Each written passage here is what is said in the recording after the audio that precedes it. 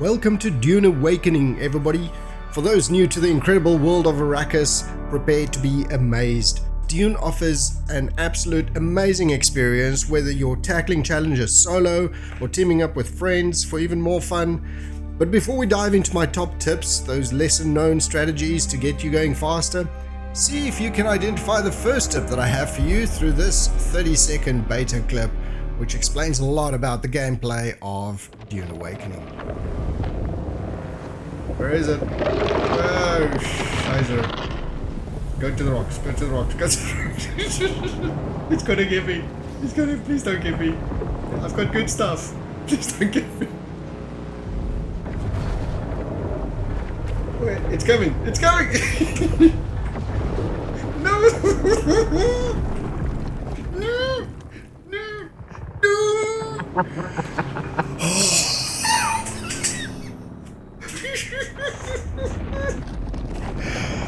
Oh, okay.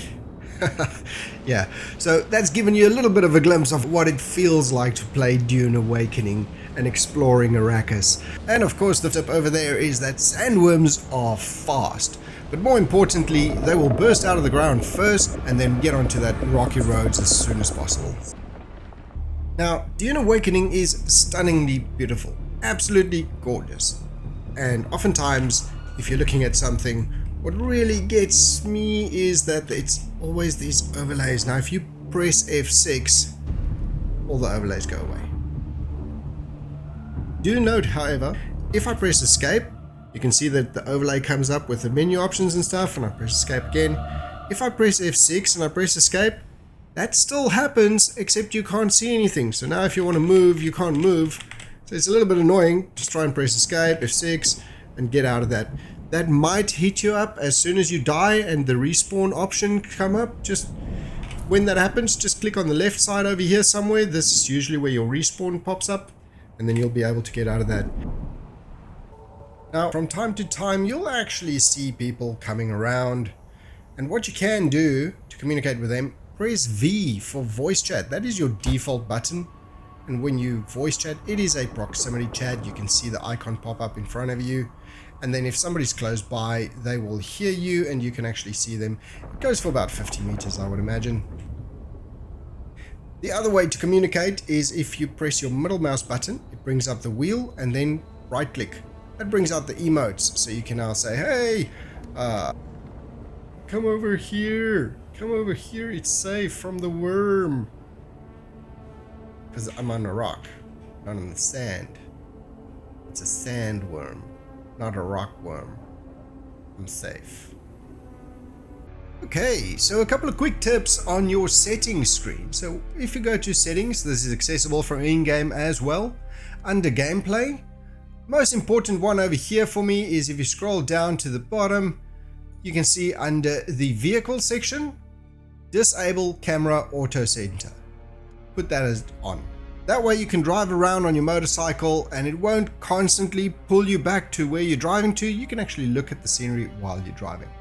The next one under display, if you scroll down a little bit under display, I like to put on the dynamic HUD. That means some of the features fade away after a little bit. If you have a widescreen, put on widescreen support. That means that all of the items that your HUD shows is moved off to the side, so it gives you a little bit more real estate, which makes it looks a lot better. And then if you scroll down a little bit further, you will find that show friendly indicators. Switch that on if you're playing in teams, and then you will see the numbers, the associated numbers of the players above their heads as you run around, which just makes it so much easier to determine friend from foe. And of course, a final tip in the settings section, you can easily see all of the controls displayed, and you can switch to the different modes: ground vehicles, air vehicles, and controller modes as well. And then of course you can go to keybinds and you can change this to any way you want for combat, for vehicles, or for on foot. Next, if you click on T, then it brings up your shield, power, suspender, heat protection. It goes away after a while, but if you hold in T, then it actually just stays there for a bit.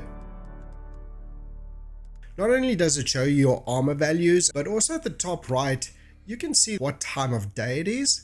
And right now, just before dawn, and you see that little blue stripes over there, that means that we can collect a lot of dew from the flowers that you get. Now I've got a few more tips that I'm going to rapid fire, but before that, please drop in the comments below if there's any topics that you would like to see a video on. Also, if you can like and subscribe, that would be greatly appreciated and help me going forward. Next up, rapid fire. Tip 1. The grappling hook skill from the trooper ability and the leap suspender is an amazing travel combination that you can do. It'll keep you safe up, it'll keep you safe down, and just enables your movement early on. When you get to trading posts, areas cordoned off for the bikes are actually fully enclosed. So if there is a sandstorm, go into one of these areas and it'll keep yourself and your bikes protected. When you start out, you're going to start out in the Hager Basin South. Here's your first cavern. The house that you're going to build, a 3x3 house, is perfectly fine because they are going to ask you to dismantle it or to abandon it as soon as you move up into the next area as part of the actual quest line. So don't spend a lot of time on your base initially. Learn how to build. Try and stay close to Griffin's Reach somewhere. And just know that you're going to be able to do a mission straight around here and then back to Griffin's Reach before you head up. Definitely get the intel items, and where you can, go into some of the caves to get some micro sandwich and EMF generators. Everything else, all the other camps and stuff, don't even bother about that. If you open up a base building menu, the first thing is if you press R, then you will open up the extended menu. At the top here, you can navigate between your decorations and your different styles that you've unlocked for base building items, and then the sub menu can go between the structures, etc.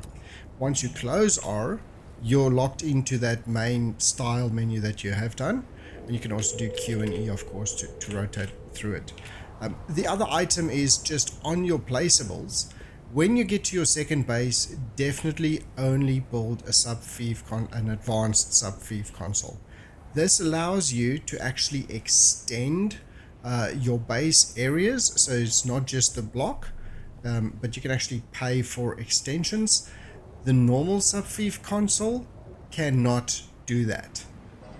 Now at some point you're going to be given an option to be aligned with Atreides, or you're going to be given an option to be aligned to Harkonnen.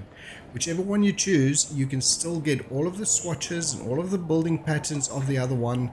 The other faction will just cost you twice as much as the faction that you choose. The best tips though is just enjoy Dune Awakening. Climb things, ride things, fly things, shoot things, build things, discover beautiful sceneries, landscapes, caverns, locations. Funcom has done an amazing job at breathing life into Arrakis and Dune Awakening. Yes, it's a bit rough around the edges, but what's there is amazing. It's good solo, it's good with friends, so definitely get into that, and please tell me in the comments below, because I am really interested to see what you all get up to. Thank you so much, have a good time, Yoken out.